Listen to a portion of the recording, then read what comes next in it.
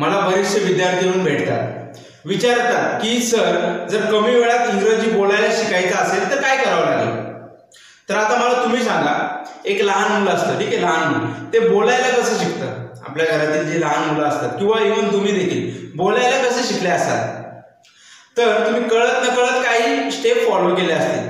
पहिलं, ठीक आहे, फर्स्ट स्टेप ऑब्झर्वेशन.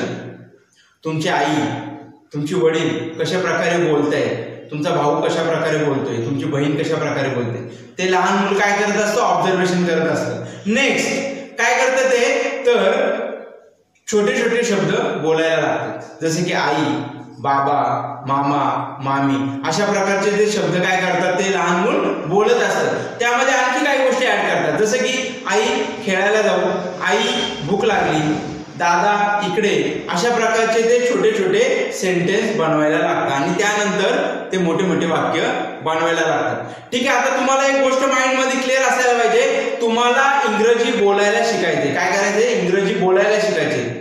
तर सगळ्यात आधी तुम्हाला काय करायचे, बोलायचे.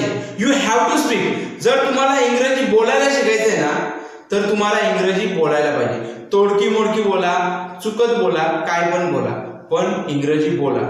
सपोज एक एक्झाम्पल घ्या, सपोज स्विमिंगचे क्लास लावले तुम्ही, स्विमिंगचे तुम्ही क्लास लावले, ठीक आहे, 2-3 महिने तुम्ही कंटिन्यू लेक्चर अटेंड केले, 1-2 तासाचे लेक्चर अटेंड केले थेरॉटिकली, ठीक आहे. तुम्हाला पोहायला येणार आहे का, नाही येणार.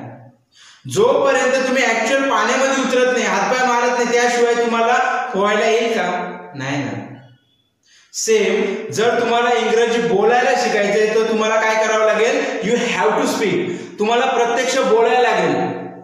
Doesn't matter whether you are speaking correctly or incorrectly, the most important thing is that you are trying to learn something new. तुम्ही काहीतरी नवीन शिकत आहात, ही खूप मोठी गोष्ट आहे मित्रांनो. तुम्ही काहीतरी नवीन शिकत आहात, खूप मोठी गोष्ट आहे. चुकीचे बोला, काय पण बोला, चुका करा. शिकत असताना जितक्या पाहिजे तेवढ्या चुका करा. It's my responsibility. माझी जबाबदारी असेल तुम्हाला नेक्स्ट लेवलला घेऊन जायची, ठीक आहे. म्हणून डोकं शांत ठेवा आणि आजपासून